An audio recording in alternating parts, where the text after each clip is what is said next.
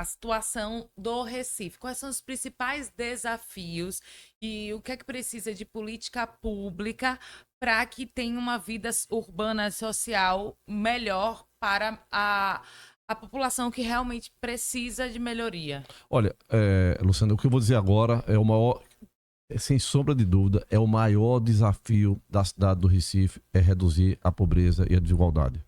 Esse é o maior desafio. Tá, isso a gente sabe. Como é que resolve isso? Tem solução? Tem solução. Medellín ensinou pro mundo inteiro. Pois é, e aí, né? vamos lá, peraí, só um minutinho pra você aí, que em Tá. casa, que também não tava entendendo, é novidade pra você o assunto, fui fazer minha tarefa de casa e descobri hoje que Medellín é uma cidade de referência quando se fala em urbanismo social. Então, se a gente for fazer essa timeline aí, a gente volta lá para trás, como o Murilo estava falando, Medellín é um local totalmente violento, né, onde o narcotráfico tomou conta do ambiente. Mandava tudo, matavam todos. Até hoje, muita gente ainda tem essa impressão por conta da fama de Pablo Escobar e blá, blá, blá, blá, blá. Só que a gente acaba... Com agora, o nosso convidado já foi há 44 vezes para Medellín, ele foi lá se encher de ideias e entender... De entusiasmo, né? E entender para ser um exemplo onde pode... Ver os exemplos de lá que podem ser utilizados no Recife. Então, faz esse contraponto para mim. O que é que você viu em Medellín? Quais são as características que são parecidas com o Recife, o Medellín de antes? Quais são as características parecidas ainda com o Recife de hoje? E o que é que você aprendeu indo lá 44 vezes que pode ser aplicado no Recife? Primeiro, se há uma coisa democrática na América Latina, ela é a pobreza e a desigualdade. A pobreza de Recife não é diferente da pobreza de Medellín, que não é diferente da pobreza de Salvador, que não é diferente da pobreza de... Nem a parte geográfica interfere em relação a geografia a isso, tipo Rio de Janeiro, por exemplo. A geografia física, humana e social das cidades, dos grandes centros urbanos da América Latina são muito parecidos. O que muda são os aspectos culturais. Aqui no Recife a gente gosta de um baiãozinho de dois, de um bodezinho assado. Lá em Medellín se chama bandeja paisa, né? Então, assim... Cada um com sua cultura, cada um com sua cultura, mas assim, a geografia física, humana e social são muito parecidas. Portanto, as soluções não são diferentes. Então, quais foram as ferramentas essenciais da transformação de Medellín? Primeiro, os prefeitos foram protagonistas dessa mudança. E eles puxaram literalmente para o seu colo. Opa, isso é responsabilidade da gente. No caso foi o Sérgio... Começou com o Sérgio Farrado, lá em Medellín. Mas já vai 20 anos, né, de 20 anos já desse processo de transformação. Foi dado continuidade. Então fizeram uma reforma constitucional, dando muito poder ao prefeito. Isso precisa ser feito urgentemente no Brasil. Porque são nas cidades, Luciano, onde as coisas acontecem para o bem ou para o mal. 24 horas por dia, 7 dias por semana, 365 dias por ano. Então, é preciso dar poder aos prefeitos. Poder, quando eu chamo, é poder financeiro e poder político para fazer as transformações tão necessárias nos grandes centros urbanos. Essa foi a primeira. A segunda ferramenta importante que Medellín utilizou foi de acabar com essa lógica perversa de fazer coisa pobre para quem é pobre, de fazer aquilo que é feito na área rica é feito na área pobre da cidade, né? Do urbanismo social, dos equipamentos públicos, né? Dos colégios, né? O colégio público de Medellín é tão bom ou melhor do que o colégio privado, o particular. Né? Então essa foi a segunda ferramenta de transformação de Medellín, né? O mais belo para quem mais precisa. A terceira e não menos importante, e aqui estou aqui do meu lado um professor de arquitetura e de urbanismo, de a gente acabar com esse egoísmo de pensar tão somente na cidade de 4 anos ou de 8 anos.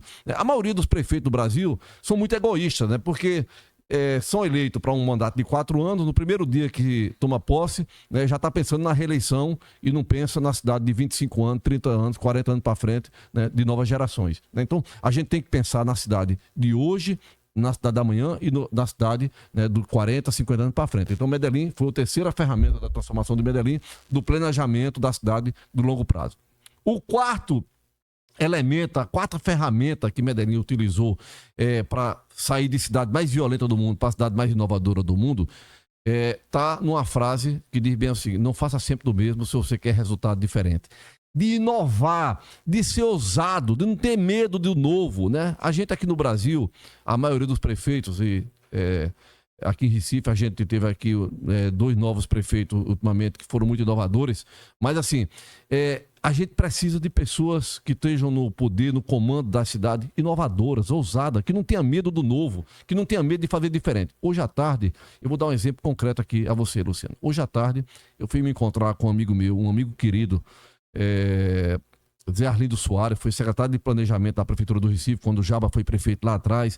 Depois foi secretário de Desenvolvimento Social também, quando o Jaba foi governador. E fui me encontrar com ele no Parque das Graças, né? Aquele projeto maravilhoso. Ficou uma graça ali. Ficou uma graça. Aí pra levar Luciana, criança, você sabia o que estava planejado ali para 14 anos atrás? Eu fiquei sabendo O disso. que era? Não, eu fiquei sabendo que já tinha esse projeto há muito tempo Não, atrás. não tinha esse projeto. Não tinha. Sabe E o aí que era? o prefeito foi... Sabe o que era estava planejado? Não. Uma via de automóveis com 4 faixas de carro para carro, entendeu? Eu lembro que ali tinha o garagem, não era o garagem? Sim, o garagem era lá. Uma baladinha ali ali à noite. Olha, Luciana, pergunta... Que era o holandês. Pergunta à população. Hoje estava tomado hoje de tarde lá, de família, de crianças, de bebês lá. Pergunta à população das Graças, de Madalena, ou dos bairros ali da Jaqueira, né, se eles queriam lá uma faixa de rolamento, né, de 4, né, para 4 faixas para carro, ou se querem um parque lá. Eu aprendi uma nova, e aí assim, para não, porque aqui eu poderia enumerar 20 ferramentas que Medellín utilizou, mas uma delas é o contrário de insegurança não é polícia, é convivência. E aqui, para quem está fazendo arquitetura, estou vendo aqui alguns alunos aqui nesse... Eu tenho um livro de Gene Joco, né, que diz bem assim, que diz isso, né? Quanto mais gente do espaço urbano, mais seguro é o espaço. Se polícia, eu não sou aqui, não tenho nada contra a polícia, eu fui secretário de Segurança Cidadã da cidade do Recife, participei do Pacto pela Vida, tive uma convivência muito pacífica com a Polícia Civil, foram muito parceiros da gente, Polícia Civil, Polícia Militar.